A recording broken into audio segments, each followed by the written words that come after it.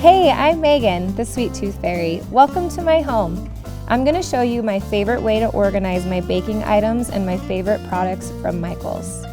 This is the confectionery corner of my house, and when organizing it, I follow the like with like mentality, meaning grouping similar items together.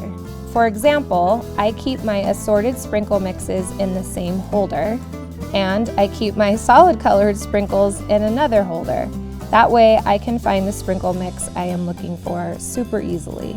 My favorite way to store my meltables is in an airtight container so that they stay fresh longer. After I use them, I fold up the bag and seal it with tape and screw the container lid on tightly. My favorite mixing bowls are all on this shelf below. I keep my cake stands, decorating tools, and pans in this area so I can grab what I need for my next delicious creation. My favorite cookbooks are all in one place right here. I like to organize my cupcake liners in a separate container to keep them clean and tidy. And there you have it. Staying organized helps me have way more fun in the kitchen, and I hope it does for you too.